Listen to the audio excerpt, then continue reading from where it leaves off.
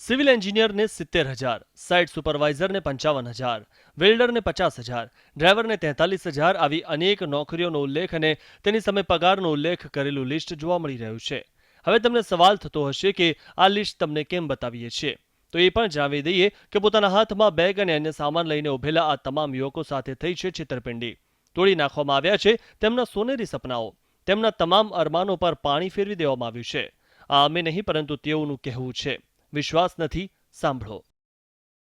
क्योंकि मुझे बताया कि सेफ्टी ऑफिसर में आपको ऑफशोर में काम मिलेगा, ऐसा लिस्ट भेजा और मुझे बुलाया और आज सुबह लगेज लेके आया, दुकान में ताला लगाया। न फक्त आ व्यक्ति परंतु तेनी साथे अन्य 100 જેટલા વ્યક્તિઓની હાલત હાલ કફોડી થઈ પડી છે. બિસ્તરા પોટલા લઈને તેઓ વાપીની એક એજન્સીમાં પહોંચ્યા. મનોમન વિચારતા હતા કે હવે તેઓની વિદેશમાં નોકરી પાકી છે. પરંતુ જેવા તેઓ ઓફિસ પહોંચ્યા કે જોવા મળ્યું બંધ રૂમ પર લટકેલું તાળું કે તમામના પગ તળેથી જમીન સરકી ગઈ અને મૂંઝવણમાં મુકાઈ ગયા કે આખરે આ શું બન્યું છે. વાપી પોલીસ સ્ટેશન બહાર બિસ્તરા પોટલા લઈને ઊભા રહેલા આ તમામ યુવકો એક ભેજાબાજના શિકાર બન્યા છે. છેલ્લા 2 દિવસથી તેઓ ઊંચા પગારે વિદેશમાં જહાજોમાં સારી નોકરી મેળવવા માટે સરસામાન સાથે તેઓ આવી પહોંચ્યા હતા. જોકે તેઓને નોકરીએ મોકલવા માટે તમામને વાપી બોલાવાયા અને જ્યારે તેઓ ઓફિસ પર પહોંચ્યા કે એજન્સીને તાળા વાગેલા જોવા મળ્યા. ઇમરાનનગરમાં આવેલી સહારા માર્કેટમાં અમલ એન્ટરપ્રાઇઝ નામની એજન્સીના સંચાલકોએ દેશભરના વિવિધ અખબારોમાં ઊંચા પગાર પર વિદેશમાં નોકરી અપાવવાના દાવા સાથે જાહેરાતો આપી અને તે જાહેરાતમાં લલચાઈને ગુજરાત, ઉત્તર પ્રદેશ સહિત દેશભરમાંથી અસંખ્ય યુવકોએ એજન્સીનો સંપર્ક સાધ્યો. પણ સંપર્ક સાધ્યા બાદ જે થયું તેણે તમામને ઘેરા આઘાતમાં ધકેલી દીધા છે. करोड़ के ऊपर समझो 60,000, 40,000, 30,000 लिया है सबसे। कौन था वो आदमी, उसका नाम क्या है? उसका नाम भास्कर बोल के, किधर से मालूम नहीं, भास्कर बोल के तमिलनाडु बात करते, कोई बोलते केरला वाला बोलता है और उसके साथ एक लेडी भी है और एक फरियाद की? हाँ पुलिस फरियाद? हाँ आज इसके लिए आया ना हम लोग लिस्ट, और उसके साथ एक पार्टनर भी है, वो हम लोग को मेडिकल के लेके जाता है, उसका फोटो उधर फुटेज में मिलेगा। क्या बताया गया था? वही शिप में जाने के लिए, ऑफशोर के लिए जॉब मिलेगी, वहाँ अच्छा पैसा मिलेगा। हम लोग को आया, बोला था 2 दिन होटल में रखा, उसके बाद बोला कि तुम लोग का 5 तारीख को तुम लोग को शिप में भेज दूंगा। हम लोग पैसा इधर उधर से लेकर आया, उसके बाद आज देखा तो वो लोग ताला बंद करके फाड़ी हो गया, फोन करने पे फोन नहीं उठा रहा है। नौकरी मेळववा आप्या रुपया, परंतु रुपया गया, नौकरी पण गई. કંઈક આવો જ ઘાટ ઘડાયો આ તમામ લોકો સાથે.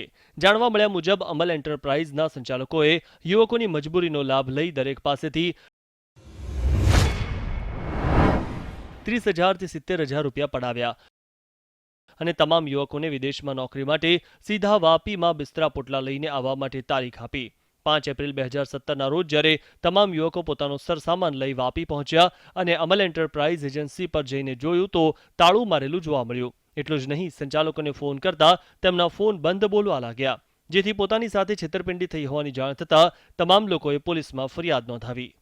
જાણવા મળ્યા મુજબ અમલ એન્ટરપ્રાઇઝ એજન્સીની માયાજાળમાં ના ફક્ત ગુજરાતવાસીઓ પરંતુ દેશના અનેક રાજ્યોના લોકો બન્યા હોવાનું જાણવા મળ્યું છે. 100થી વધુ યુવકો સાથે ઠગાઈ. ફરિયાદીઓના કહેવા પ્રમાણે એજન્સી સંચાલકોએ 100થી વધુ લોકોને મહિને 50,000 જેટલો પગાર આપવાની લોભામણી લાલચ આપી ચૂનો લગાવી દીધો. सब बेंगलोर, कलकत्ता, चेन्नई, यूपी, मुंबई, केरला, सारे जगह से हैं।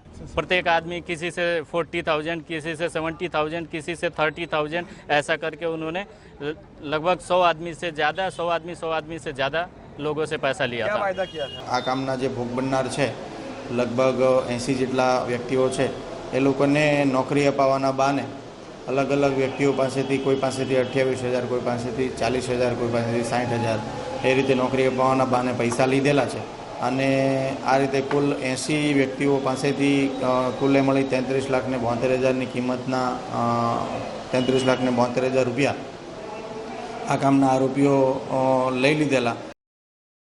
પોલીસ તપાસ મુજબ અમલ એન્ટરપ્રાઇઝ એજન્સીની નોંધણી ઉદયકુમાર કૃષ્ણન નામના વ્યક્તિ ચલાવતા હોવાનું બહાર આવ્યું છે.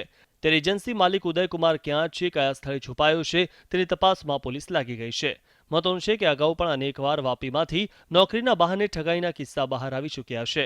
તેમ છતાં કેટલાક બેરોજગારો વિદેશમાં ઊંચી કમાણીના સપના જોઈ પૈસા આપી નોકરી મેળવવાના સપના જોતા હોય છે.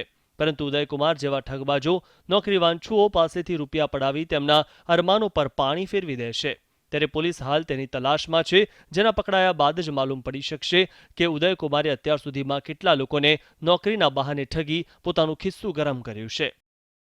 ભરત પટેલ સાથે bureau report, ETV news, crime file, Vapi.